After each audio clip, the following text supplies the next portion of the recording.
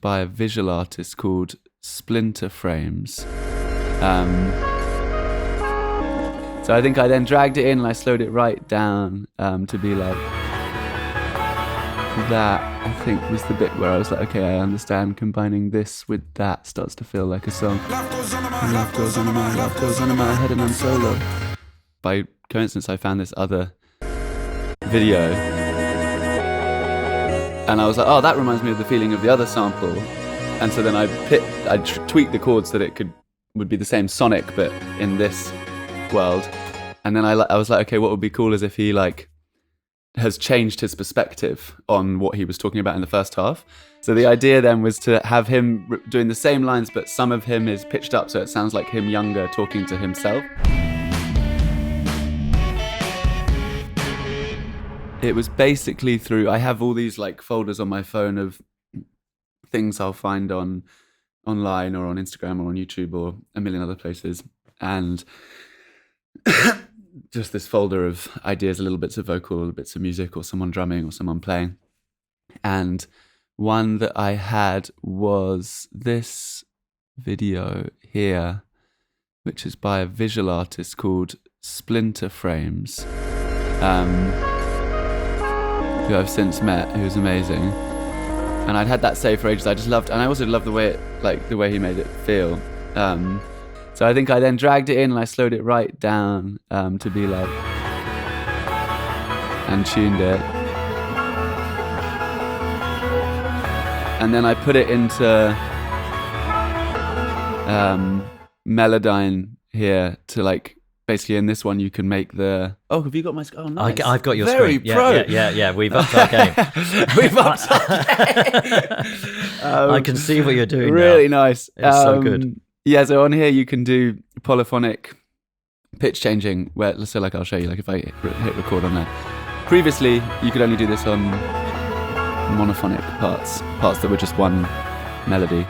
What's crazy and just magical is that you can do this now and it will show it to that. So for example here, that's playing, well, it's being pitched around, but like chord 4 basically, and I can decide to switch the harmonies and make them slide around, like instead of it being that, I can make it be, or make it be,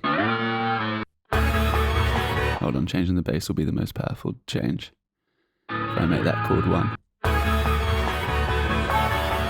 Or and so what's so fun about this to me is that you can, I used to spend so long with samples doing like the most fine-tuned EQ to try and take out individual notes to allow me to generate just like 2 chords from one sample. Like, you know, usually if you had like just a minor chord, I'd know that, okay, I can go to 4 or 5 or 1, and I can go to 3, but it will sound kind of atonal, it will break the key a bit. And so, yeah, this has been a really liberating tool creatively because you can retain the sonic and the magic of a sound, but shape it into being the harmony that you want it to be hosting, if you know what I mean. Yeah. Which I did a little bit here, not loads, but a bit. And then basically this bit, what I learned today was I then began the phase of just trying loads of vocal ideas, including one from a friend of mine. This is a song called Roy's Tune, which is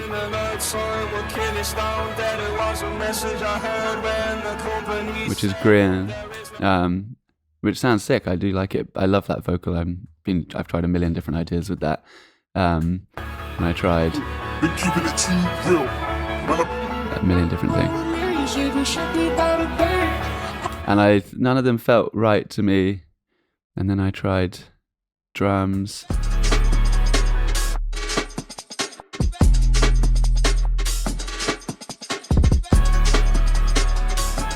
which is okay. That with this sounds like.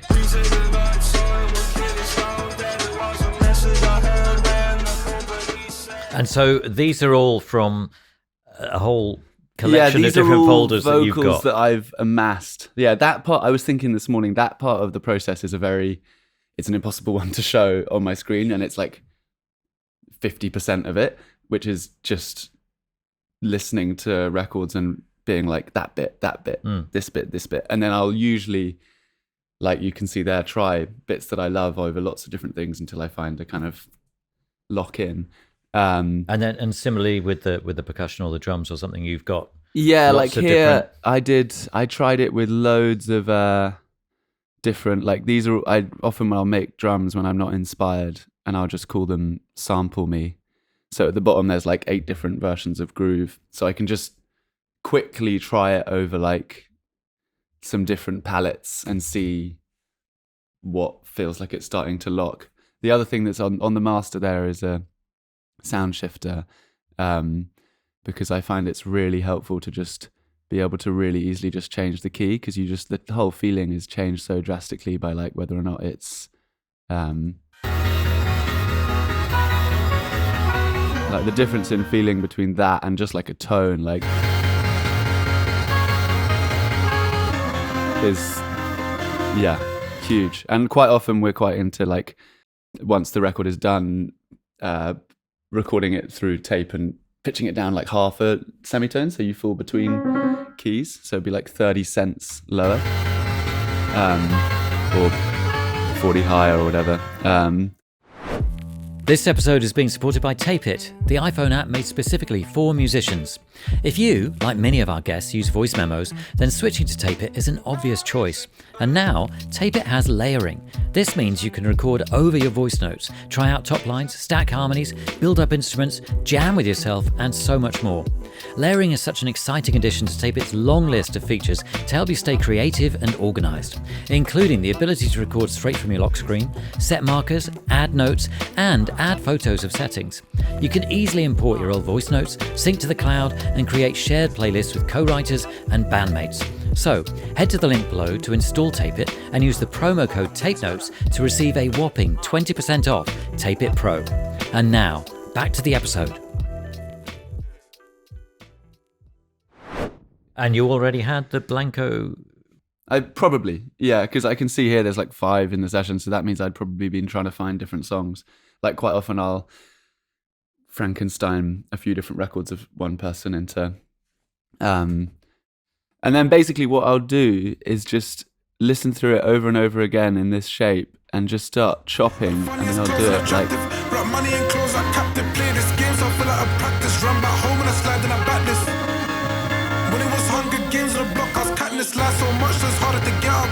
Just chop like that. Life Goes On was, I remember.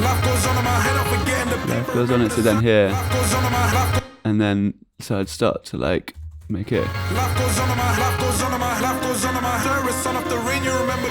And just like make them colours so they stick out, and there we go. So that word there where he says like 1, 2, 3, so like that combined with the life goes on in my life goes on in my life goes on in my, like that I think was the bit where I was like, okay, I understand combining this with that starts to feel like a song. Life goes on in my life goes on in my head and I'm solo.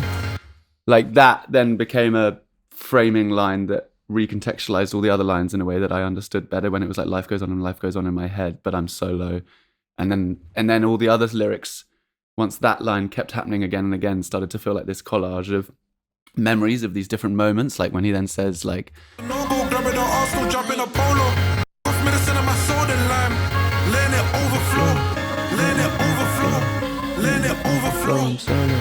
like it feels like all these memories of him being with all these people, and then it just keeps coming back to him being on his ones. And then I really was excited because then the feeling of it, I just really felt close to, or something like. Then from that point I was like, this is a song I will 100% do whatever hundreds of hours it takes to finish it, because I know that I care enough about the bones of it, if you know what I mean.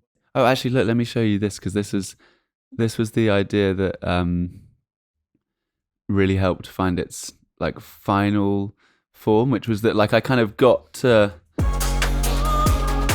halfway or something, and it was like, I don't know, a minute 30 or something, and I kept just wanting to play it again, but I couldn't find like what the structure should be that would keep it going. And so then basically had this idea of it being like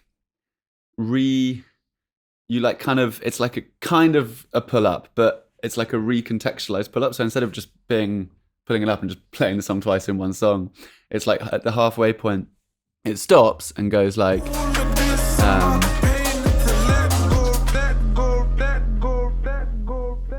man, that's it from me, man. Tired as fuck. and then it's like the same idea but reharmonized. And so the idea was like, because this is by coincidence, I found this other video by Kixon, who's this sick Aussie producer. And I was like, oh, that reminds me of the feeling of the other sample. And so then I tweaked the chords so that it would be the same sonic, but in this world. And then I was like, okay, what would be cool is if he like has changed his perspective on what he was talking about in the first half. And obviously, as you say, he's not there, Fred. So, so I was like, so the idea then was to have him doing the same lines, but some of him is pitched up, so it sounds like him younger talking to himself. Because like the chords have a slightly more brighter innocence to them. And so now it's like... Rainy days been getting me damp. This song never had no stamp. Bright no, tell me I'm blank. Bright no, maybe I drank. Bright no, baby, I'm solo. And he's going like back and forth between like... How do you love me when I don't love me? It was all side by side in a vehicle. Bright no, baby, I'm blank. Between like sort of young, pitched up Blanco and now modern day Blanco. And I liked the way that kind of made it even feel more and more like a collage, but like he was approaching it from like he'd slightly shifted his perspective on how he felt about it, if you know what I mean. Yeah. Definitely once there's like the clear bones, like once there was the sample and the harmony and the Blanco lyric with that chop on top of it, to me then the goal is just supporting that idea. Like how can I lift that idea up in as many different ways that feel exciting as possible? Everything I added from that point is all just like supporting role stuff. So like for example here, essentially it sounds like it's just a sample, but there is this guy just clarifying what the lead note is. Quite a nice expressive sound that I've used on a few things. But that's like, it's just supporting. And similarly here. Yeah. And are you creating that on a synth or? Yeah, that's on a Reactor. Right. With a few other things, chopping it and making it da da da da. And what do you use to chop them up? A sort of array of stuff. Sometimes I'll just use, if it's a simple pattern, I'll just use like Logic Tremolo. Sometimes I'll do it manually and just put it into audio and just chop them so I can make them different lengths. Sometimes I'll use this Logic thing, which is another kind of chopping thing, but you can do slightly more like complex patterns if you want it to be like, do you know what I mean? It's like functions like a step sequencer. And I use that quite a lot for like slotting things into different pockets and seeing how they feel. Like, you know, the difference between, for example, this and when it's applied to a whole sample in a groove is like a seismic change. And it's quite fun that you can just put this on the master and just, or try it like, I'll start to like,